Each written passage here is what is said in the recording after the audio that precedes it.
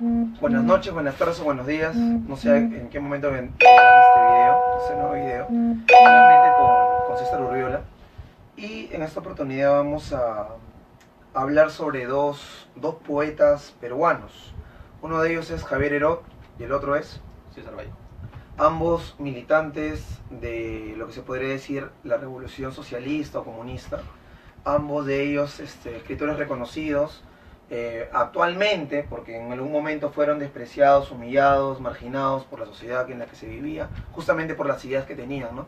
Que no era solamente de escribir para llenar su ego de emotividad o llenar su ego de fama, sino más bien con el fin de generar un cambio en la sociedad.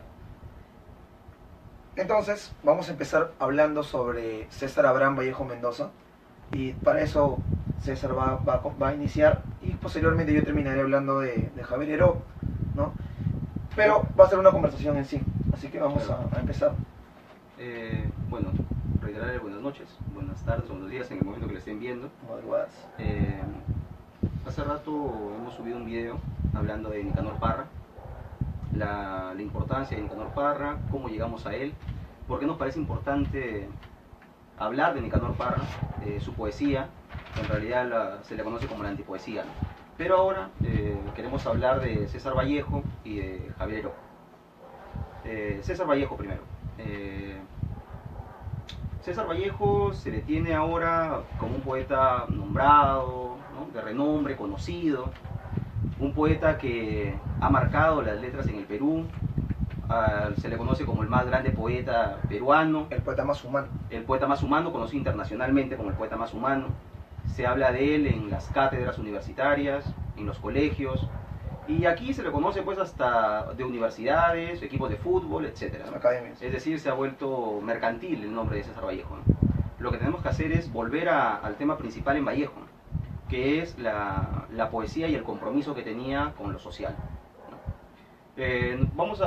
Sabemos pues que Vallejo es muy conocido también en los colegios ahora, hay mucha información sobre él. Lo que queremos dar es datos que ayuden un poco a entender a Vallejo, a reflexionar sobre él, volver nuevamente sobre Vallejo, analizar sus poemas, la actualidad y vigencia que tienen sus poemas precisamente por la cuestión humana, que cuando se habla de la cuestión humana no va a cambiar eso, el tema de los celos, el tema del amor, el tema del compromiso político, etc.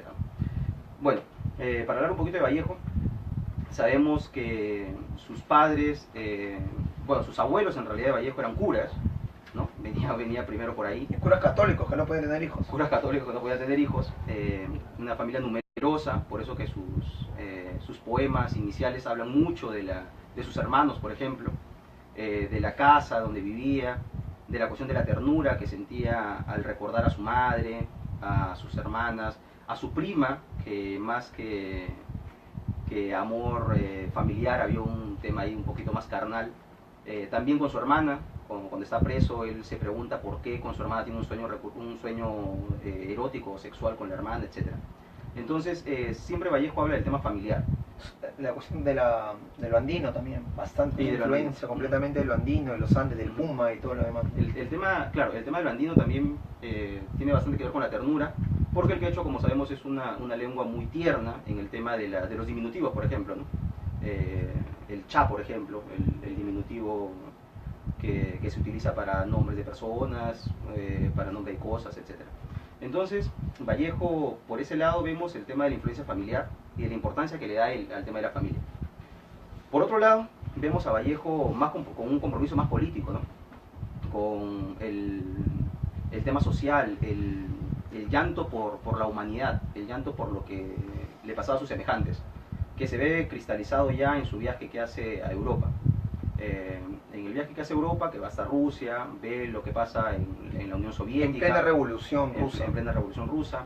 Lo que pasa en España con la Guerra Civil Española, con su compromiso al Congreso Antifascista, luego a su adhesión al Partido Socialista, al Partido Comunista, formado por Mariátegui, construyendo una célula en Francia, etc. Entonces es toda una época en la que se vivía, ¿no? Una época de fervor, de transformación sociales, de ideales, etc. Que luego Javier Heró, que también le hemos escogido precisamente por esa relación entre ambos poetas. Ajá. Y que se da dentro de entre guerras en realidad, ¿no? Porque la Primera Guerra Mundial termina en el 18, según otros termina en el 19 y la segunda comienza en el 39, ¿no? Y Vallejo justamente muere en el 38. Claro, por eso la frase que se le conoce a Vallejo, esa de cuando ya está por morir, que está por comprobarse, que es pronto aquí navajas que me voy a España, ¿no? Que es por la ambición de querer regresar a la guerra civil española, ¿no? Al combate contra los fascistas y todo el régimen totalitario que se está imponiendo ya en Europa, en Alemania, en Italia y en la propia España. Entonces la importancia de Vallejo para mí es la cuestión humana, la cuestión familiar, la cuestión del compromiso político, el desarrollo que tiene dentro de la propia organización de la resistencia antifascista en España y la poesía, que es lo más importante, ¿no? Sí, habla de eso. Pero bueno, sí. Sí, vámonos. De Vallejo. De Vallejo lo que yo podría mencionar en general es eso, ¿no? Primero de que él... ¿Datos biográficos? Yo creo que no, yo creo que la cuestión la cuestión de cómo Vallejo llega a España, el compromiso en España. Bueno, él primero le gustaba mucho la lectura, la cuestión de letras en general. Por eso es que cuando él viene acá a Lima a estudiar, porque él es de Santiago de Chuco, del Departamento de la Libertad, viene acá a Lima a estudiar, financiado por sus hermanos, se va a estudiar a San Marcos, alquilando un cuartucho, pues no, viviendo con otros compañeros como él, en vez de meterse en los cursos de biología, anatomía, filosofía, se mete en los cursos de letras, pues filosofía, y se desarrolla en eso. Y cuando sus hermanos se dan cuenta de lo que estaba haciendo, lo dejan de apoyar, pues no, entonces tiene que buscársela como sea, claro. Y no termina en San Marcos, dicho sea de paso, claro. Termina creo que en Trujillo. Bueno, estudia en Trujillo, no acaba la carrera.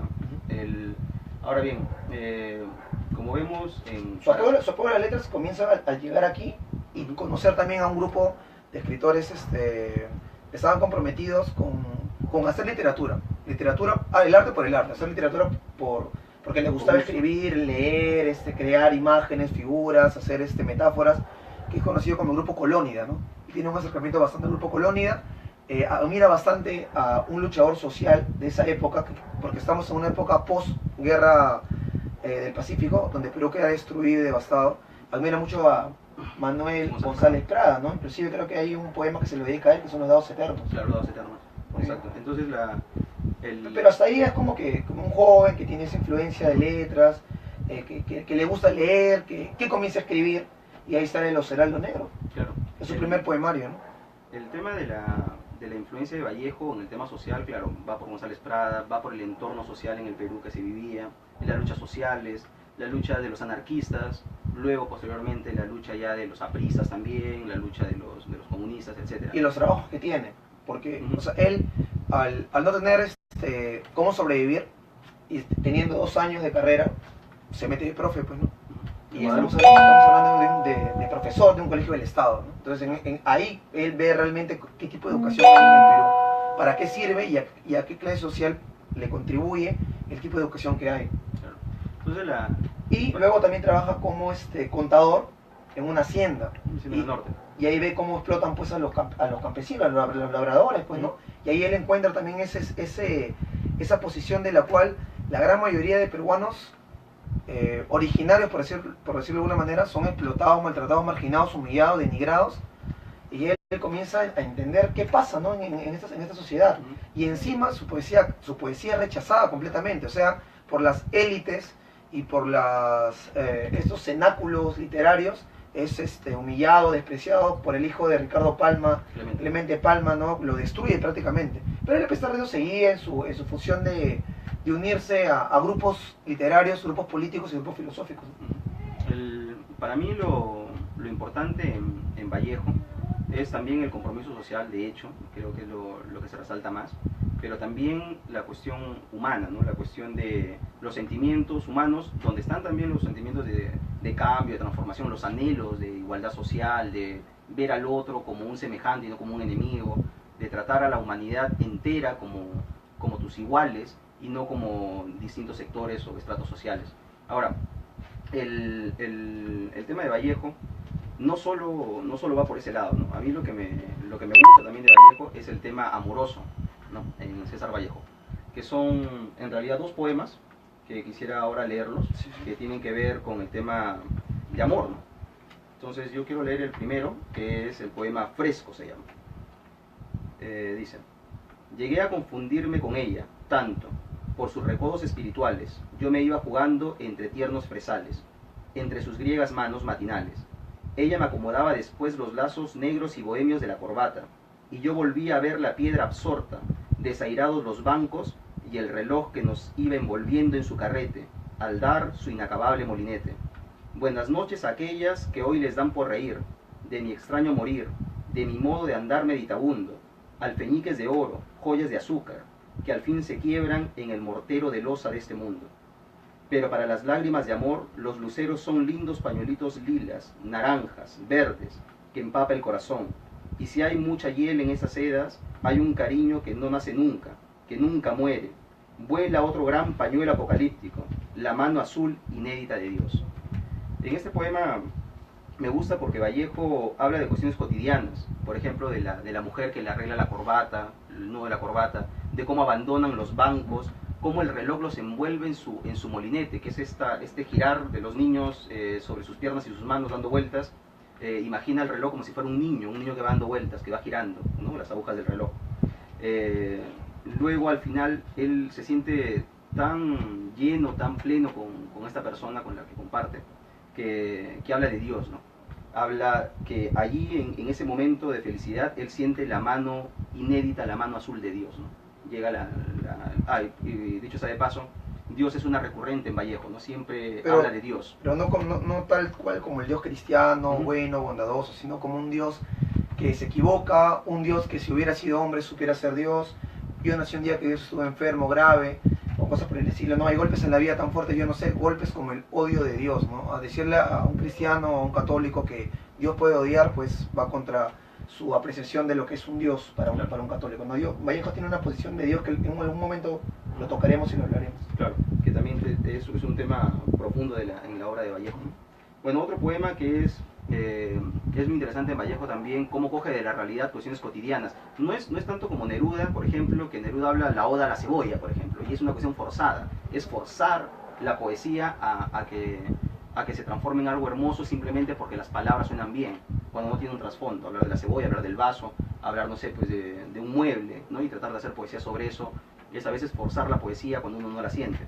Acá Vallejo habla, por ejemplo, sobre el suertero, que es la persona que iba gritando, que iba dando las rifas o los boletos de la tinca, vamos, ¿no? Entonces se llama La de Amil. ¿De qué este poemario es? Ese es del primer poemario.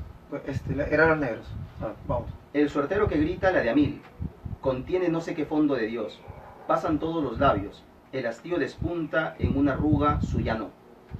Pasa el suertero que atesora, acaso nominal como Dios, entre panes tantálicos, humana impotencia de amor. Yo le miro al andrajo, y él pudiera darnos el corazón, pero la suerte aquella, que en sus manos aporta, pregonando en alta voz, como un pájaro cruel, irá a parar donde no lo sabe ni lo quiere este bohemio Dios. Y digo en este viernes tibio, que anda a cuestas bajo el sol, ¿por qué se habrá vestido de suertero la voluntad de Dios? Es otra vez la recurrente de Dios, pero de una cuestión vista en el día a día. Él escuchaba que iban pregonando por la calle los boletos de la suerte, y él decía, la suerte cuesta, Dios pone el dedo sobre el número ganador, pone el dedo sobre el bingo, digamos, ¿no? Entonces, ¿por qué se habrá vestido de suertero la voluntad de Dios? ¿No? Eso es una cuestión tan cotidiana que uno puede ver, transformarla en algo tan hermoso y tan profundo sobre la existencia o no existencia de Dios y sobre la suerte en general. En el poema Los Dados Eternos hay una cuestión recurrente en eso, es bien parecido. En Los Dados Eternos, Vallejo, por ejemplo, te habla de un Dios, es como que tira los dados, y si cae 6, te manda un terremoto, pues. Si cae 5, va a haber una economía estable para la gente, cosas por el estilo, ¿no? Bueno, yo creo que con Vallejo, también entendiendo que es un tema que da para rato y habría que hacer un video solo para Vallejo, creo que podríamos hablar ahora después de Javier Heró. Bueno, Javier Heró, primero murió a los 21 años.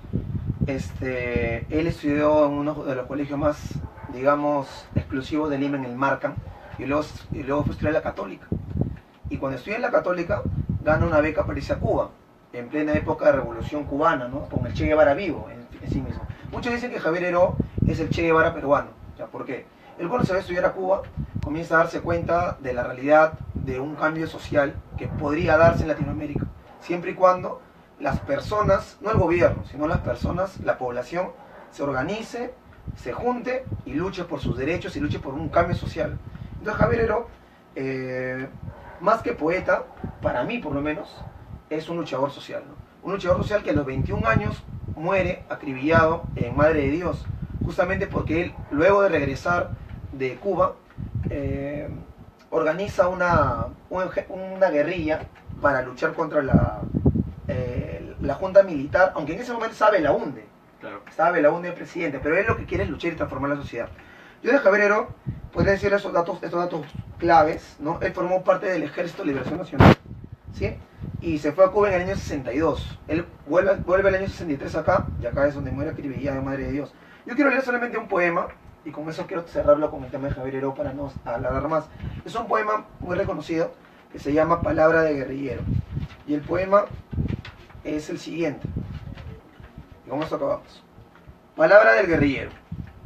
Porque mi patria es hermosa, como una espada en el aire, y más grande ahora y aún más hermosa todavía. Yo no hablo, yo hablo y la defiendo con mi vida.